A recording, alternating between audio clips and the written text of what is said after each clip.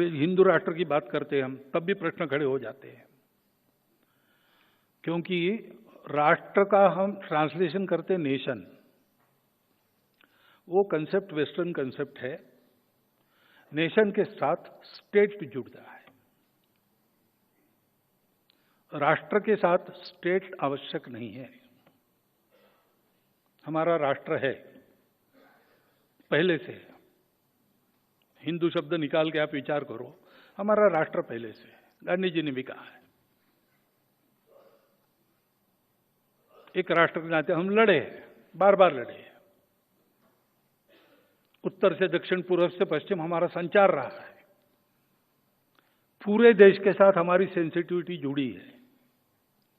हम एक राष्ट्र है। इस राष्ट्र में हम सर्वदा स्वतंत्र नहीं थे, लेकिन राष्ट्र था। सदा हमारे राजा नहीं थे, अंग्रेज भी राजा हो गए, तुर्क अरब भी राजा हो गए, लेकिन राष्ट्र था। एक राजा नहीं था, अनेक राजा थे, अनेक राज्य थे, अनेक व्यवस्थाएं थी, लेकिन राष्ट्र था। मंत्र पुष्पांजलि में हम कहते हैं ना, स्वस्ति साम्राज्यम भौज्यम स्वराज्यम वैराज्यम राज्यम पारमेष्ठ्यम महाराज्यम महागणाधिपत्य। स्वस्ति साम्राज्यम वैराज्यम, पूरी लंबी मालिका राज्य व्यवस्थाओं की, इतने प्रकार है। और फिर भी आगे कहते हैं पृथिव्यै समुद्र पर्यंताया एक राट इति।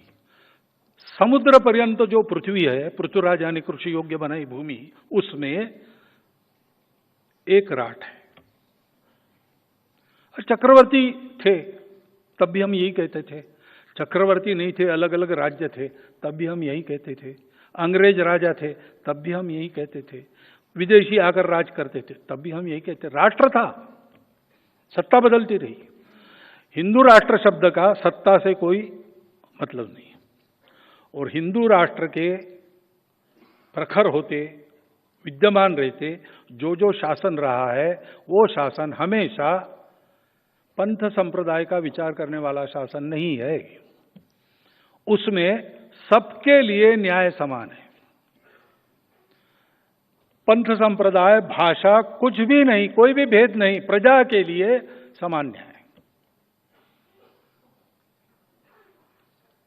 और इसलिए जब हम हिंदू राष्ट्र कहते तब हम किसी को छोड़ रहे, ऐसा नहीं है।